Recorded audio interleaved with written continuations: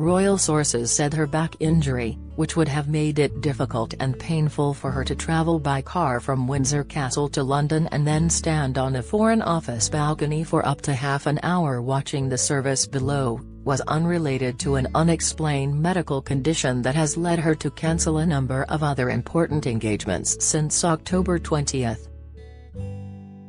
That unexplained condition means doctors have ordered her to rest and stick to light duties such as holding virtual audiences by video link and going through her state papers, for the foreseeable future. Palace officials declined to comment on whether the Queen's injury was caused by a fall, but they hope she will be well enough to continue with light duties this week. Her advisors are expected to issue a photograph or video of her holding an audience in an attempt to reassure a nation increasingly anxious about her health. It is understood she has no external public engagements in her diary for the next few weeks after previously cancelling a planned visit to the Church of England's General Synod this week. It is the first time she has missed her 5-yearly visit to the Synod in its 51-year history. There are no plans currently to add any in-person duties for her away from her current base at Windsor, and some royal insiders have warned the nation may have to get used to seeing its longest-reigning monarch out and about far less often in the run-up to her Platinum Jubilee next year. It was the first time in 22 years that the 95-year-old monarch had missed the national service of remembrance at the Cenotaph in Whitehall, one of the key events in the royal calendar, and only the 7th time in her reign. Her trip to honour Britain's dead yesterday, so important for the Queen in her role as head of state, head of the armed forces, and as someone who served in the Auxiliary Territorial Service, the women's branch of the army, during the Second World War, had been intended as an exception to the current rule. She had insisted it was her firm intention to go to the Cenotaph, and Buckingham Palace had officially confirmed only on Thursday that she was attending. But less than 2 hours before the service yesterday, the palace said, the Queen, having sprained her back, has decided this morning with great regret that she will not be able to attend today's Remembrance Sunday service at the Cenotaph. Her Majesty is disappointed that she will miss the service. Palace and government officials were issuing further details about the service and her involvement in it only on Friday, so it appears that the Queen suffered the injury over the weekend.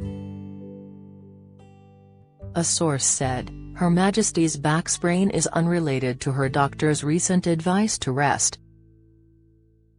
It is obviously incredibly unfortunate timing, and nobody regrets the Queen's absence today more deeply than Her Majesty.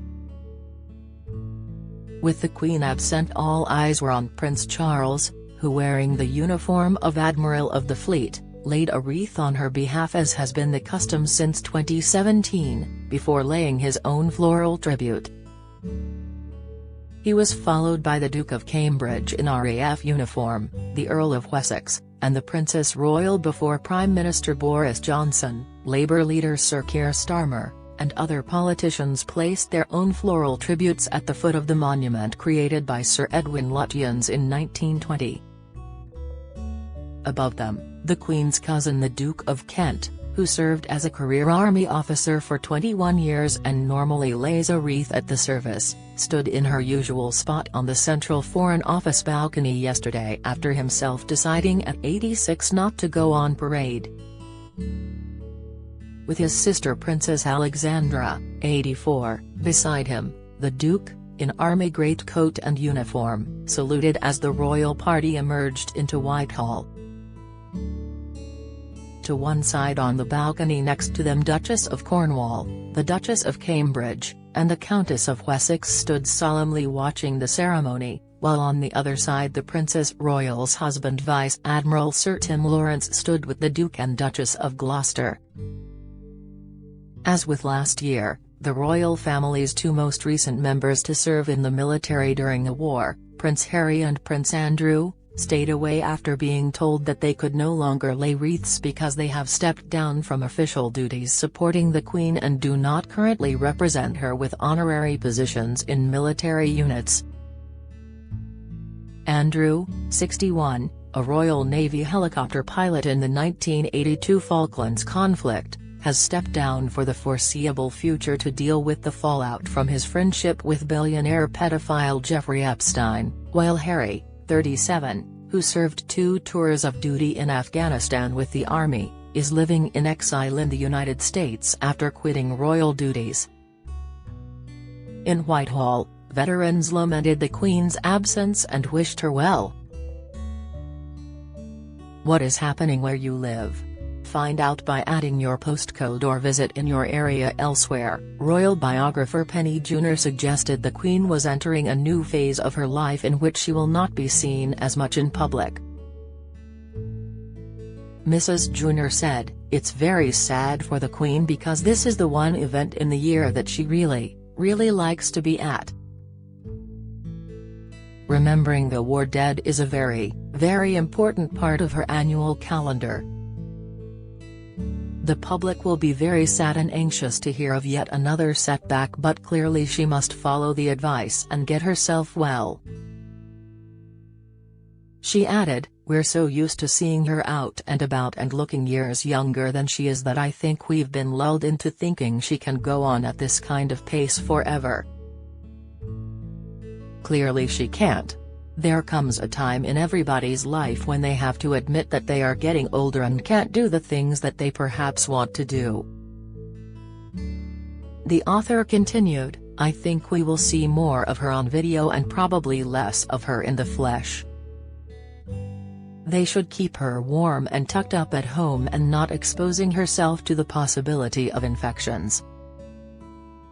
The Prime Minister said the Queen was very well after the 95-year-old monarch missed the Remembrance Sunday service at the cenotaph due to a sprained back. Boris Johnson told a Downing Street press conference, "I know that everybody will be wanting to offer their best wishes to Her Majesty the Queen, and I just wanted to reassure everybody by saying that I did see the Queen for an audience last week on Wednesday in Windsor and she's very well. It shouldn't need saying, but I just wanted to say it anyway." The Queen has missed several other key events, including the Festival of Remembrance at the Royal Albert Hall on Saturday evening. Palace shrouded in secrecy, Richard Palmer. Royal sources were anxious to explain that the Queen's back sprain was unconnected with the unspecified ailment that has dogged her health for 27 days.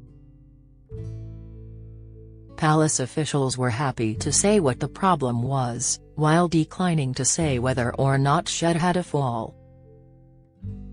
It is worrying, therefore, that they continue to shy away from saying what the other ailment is that required her to pull out of important visits to Northern Ireland and the COP26 UN climate change conference and led to her secretly spending 24 hours in hospital last month. Buckingham Palace used to say why the Queen was missing engagements, whether it was a heavy cold, gastroenteritis, operations on her knees or to have a wisdom tooth removed. But in recent years the palace has become more reluctant to discuss her health and has been caught out misleading the public. In 2018 the palace, responding to questions from the Daily Express, insisted there was no medical reason why she had been seen wearing sunglasses on several occasions, only to admit a month later that she had undergone cataract surgery. Last month palace officials said the Queen was resting at Windsor when it was later leaked that she had been in hospital. Many royal watchers fear that whatever is wrong with the Queen must be serious if the palace will not explain, and there is no sign, at least in the next few weeks, of her returning to her life of public duties. Of course, our monarch deserves respect. It may be that there are some medical conditions that nobody would want made public. But the problem for the palace, as the BBC's long-serving and much-respected royal correspondent Nicholas Witchell pointed out last month, is its reputation for providing trustworthy information has been damaged.